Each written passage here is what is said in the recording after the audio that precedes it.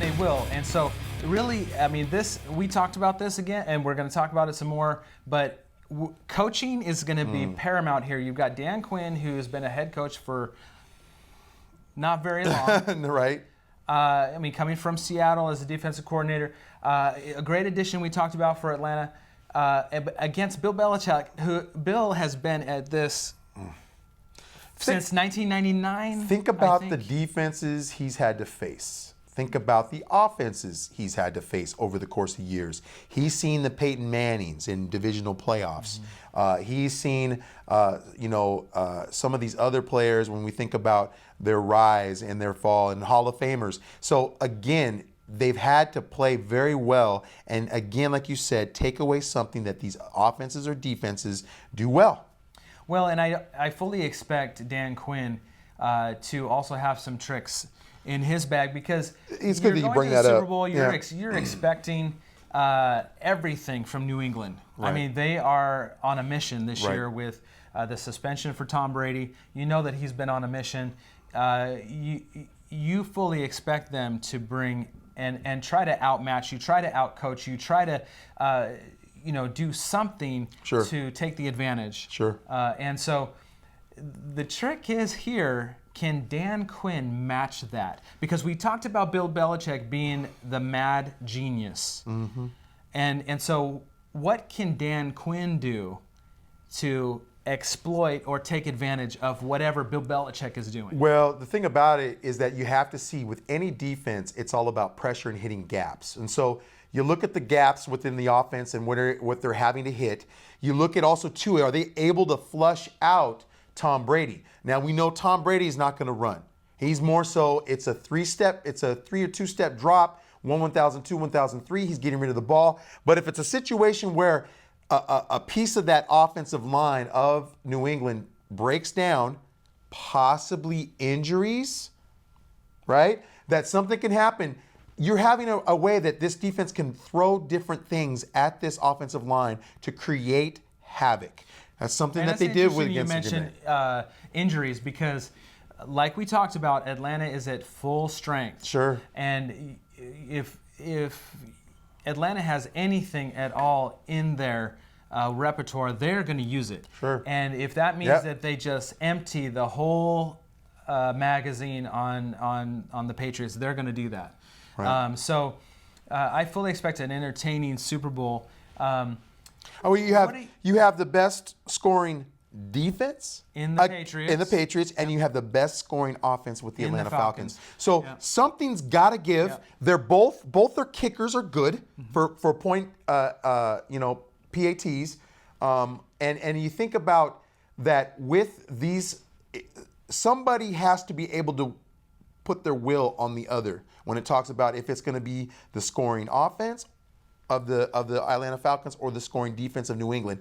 My thing is that concerns me is when I look at Atlanta, I look at the defense in regards to what the Green Bay Packers were able to do to Atlanta's defense. Now again, this was a close game, but I think the thing is that we saw is, and let's be clear here, I think that's something that all coaches look at game film. Every single week, they're going to look at the past matchup that New England had with Green Bay, or Atlanta had with Green Bay, and really look at that matchup and really dissect that matchup to see, like, zone pass plays, they don't really do good in that. What could we do as an offense? And Bill Belichick's going to do that. What are we going to do as the mad genius? What are we going to do to exploit that to be able to make plays? And then if you're Dan Quinn, you recognize that that's a deficiency in your game. So do you cover that? How do you cover it? Sure. Do you show that as your first defensive, and then change it? Right. Because that's really what you're going to have to do. You got to keep Tom Brady on his toes, and Tom Brady's seen everything. We talked about this. There's an experience factor that you cannot get away from here. No, I mean, you can't. Maybe the most experienced quarterback and coach combination in history, going up against a very young defense. Sure. We got a young head coach. Right. So we've got experience playing into this, and you've got youth playing into this. Mm-hmm. And so really it does boil down to what I think is coaching. And so if Dan Quinn, knowing what he knows about the New England Patriots and what they're going to do, and knowing what he knows about Bill Belichick, and in addition to that, creating a game plan for this, how do you eliminate the mistakes? Because if you go back to the Green Bay and Dallas game, we know that Dallas probably would have won that game if not for a couple of mistakes. The coaching too, yeah. And some coaching decisions. Right. So when you're talking about a close game, which we expect this to be, high-scoring, close game, New England's favored by 3 points. Okay. And by the way, the team that's been favored in the last 5 Super Bowls is 0-5 against the spread, 0-5 straight up. So, take that for what it's worth. But, New England is favored by 3. And a high-scoring game that we're anticipating, the team that can eliminate the mistakes, the turnovers. You look at the turnover battle. If you can win the turnover battle, most of the time you are going to come out on top in the NFL anyway. So you key in on turnovers and mistakes, trying to eliminate that, and then you just make the play at the end. So it comes down to the experience factor. Again, Bill Belichick, Tom Brady against this youth that are hungry. I think you also look at too, and this is something some may not bring about, is off the field, right? When they are there at the big game in doing the walkthroughs, the media, all the stuff that's involved with that time, that weekend. There's so much. They're so inundated with interviews and. What do you think about this team? And what do you think about that? Hey, give me a score. You guys gonna win this game? So there's just so much of that going on in regards to that media circus, as it were. So I really think what team, because that's really, you have to survive that media frenzy. It is a distraction. It's a distraction. So what team is able to have their coach? Well, and that comes down to some experience too, because that, of the players. Yeah, sure. They've been there before in the Patriots versus the Falcons. They haven't been. So there's going to be, that is a big factor. Experience is a big factor in this game. We know that. And it's almost like, I look at the Patriots, it's almost like the lunch pail worker, right? He grabs his lunch pail, he clocks in, does his job, clocks out, he's gone. And really, I see a lot of these Patriots, when you talk about what they're known for and what Bill Belichick instills in them, it's that lunch pail mentality. They go in, clock in, do their work, do their job, and then clock out. Mm-hmm. When you look at Dan Quinn and I look at the youth, again, youth can be said, they're hungry. I'm not questioning that. They're hungry. But the youth can be questioned in making decisions in regards to distractions. How do they handle that? How do they handle all the off-the-field activities with regards to that? So there's something to be said. Well, and you're looking at a defense, again, we're talking about a young defense with several first and second year players. When you're talking about a young defense, a lot of times what you have, you can have players that are not as disciplined. And what I mean by that is, they can be so amped to go after a certain play that they overrun the play. Sure. So they have the right idea. They know where the ball's going. Sure. But all you have to do on an offense is change direction just a teeny bit, and you've thrown off an over-pursuing player. So if you can just reel that back in a little bit, Atlanta, and just play your gaps the way you're supposed to play your gaps, and don't overrun plays, I think you got a shot at this. Right. You got to play discipline, and for young players, that can be a challenge. It's a challenge. Yeah. So what do you have on this game? What do you think? What is it shaping out to be? We know it's going to be high scoring. High scoring, close game. I think. Possibly. Yeah. I am really going for Atlanta in this game. Okay. I am going to call an upset in this game. And not much of an upset because you've got the Patriots. My heart is really going for Atlanta. I think my head is telling me Patriots because there's just too much against a young team that has never been there before, and you're going up against arguably the best coach quarterback combo in history. So I think, I'm going to say Atlanta because that's my heart, but my head is telling me, like if I was going to lay money on this game, which I won't, but if I was a betting man, I would probably lay my money on the Patriots. Not advocating betting here, No, but right. I'm going to go for Atlanta because that is what my heart is telling me, and I'm just hoping that I'm rooting for the underdog here. I'm really hoping that Atlanta can pull this out. I mean, I see that in itself with regards to Atlanta. I think if they are able to put the pressure, that's going to be the key for me to watch. Is if Atlanta's Can able they to hit Tom Brady? Bingo. It starts there. Yeah. If they're able to do that, then my take on this is really, it's leaning towards Atlanta. If they're able to get that pressure and make it to where Tom Brady does not feel comfortable, he can't make those quick strikes to those receivers, to Edelman. And that defense and the zone play reads that they do, that improves, that they cannot have Edelman just be comfortable to run a comfortable route. They have a spy somewhere, if it's a linebacker dropping back, or they have a strong safety coming over or a free safety coming over. Somebody's able to monitor these quick strike plays, keep everything in front of them, right?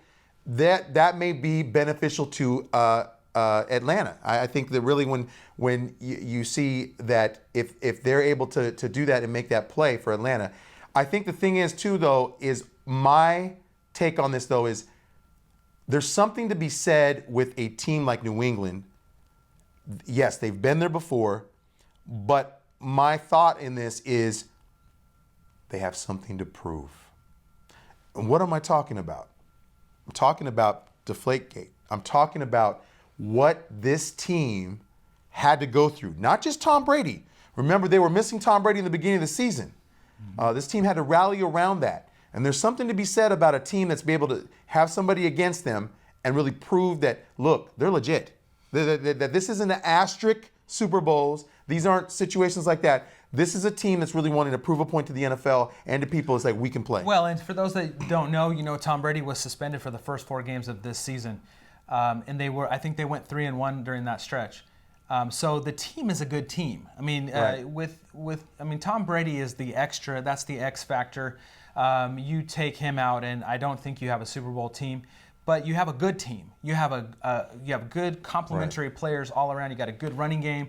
You've got good receivers, ones that work hard to get open real quick, and they've got a good system in New England. Just a plug-and-play system that just has been working for 16 years or so now. So you take all that into consideration, and you really do. I have to say, Eileen, and then again, what Matt Ryan are we going to get? Okay, so I said, as we didn't believe Matt Ryan facing Aaron Rodgers, he proved us wrong. But what Matt Ryan will we see? Will we see a Matt Ryan that was able to play very well against a Green Bay team and really make plays? And really, other thing is ball security. And so not creating turnovers with regards to the quarterback holding on to the ball. If he does get sacked, he doesn't fumble the ball. So those are my 2 keys. How does Atlanta play on defense, and do they get the pressure on Tom Brady? And then can Matt Ryan really play well as a quarterback and make good decisions and really prove me wrong this week? I honestly, Dale, I have New England 31, and I have Atlanta 24. So I'm looking at that because, again, we have a good scoring offense, but we got a good scoring defense. And I think, again, something has to give either way, but I'm leaning towards the Patriots because, again, of the lunch pail mentality that they have. They're able to really make those plays, the quick strike outs, if that's something that the Atlanta Falcons can take away. That bodes well for Atlanta. But again, I think what the being without Gronk, having to have adversity from the beginning of the year, to be able to make plays that they've had to make, and Tom Brady to make the quick strike season and the balance attack with LeGarrette Blount, and having that guy, the hoodie, the mad genius, out there making schemes and plays to be able to take something away from that other opponent. Well, and I really think that this game is going to be on the over. I mean, I think that it's going to be a somewhere in the neighborhood of 31-30. It's going to be another close game, 33-27. Somewhere in there, it's going to be close. Barring no injuries. Right. Well, that's the thing. And you saw that with the Steelers, Right. with their running back going Right. down. So, Le'Veon Bell. Those factors, you have to take those into consideration. There's a possibility for that. But really, when you talk about teams that are really closely matched like this, it really comes down to the inches. Do you make that catch, tiptoe like Green Bay did against Dallas? Do you make that, or it's really, it comes down to inches. Yeah, precision. And it comes down to your who wins in the trenches, really. Who gets the bigger push? Yes. Who can win throws their will on the other opponent. Exactly. So all right. Obviously we're split here. We are split. What Dak Prescott said is that Tom Brady, nobody can beat him except for him. So Dak is very confident in himself. I'm not sure what that says about Matt Ryan. But in any case, the Fat Show is split, and we're going to post that on Twitter. Anyway, this is the Fat Show. I'm D. I'm Kevin. It's been a pleasure. And boy, we look forward to that big game. And we'll see you after the big game. Yes.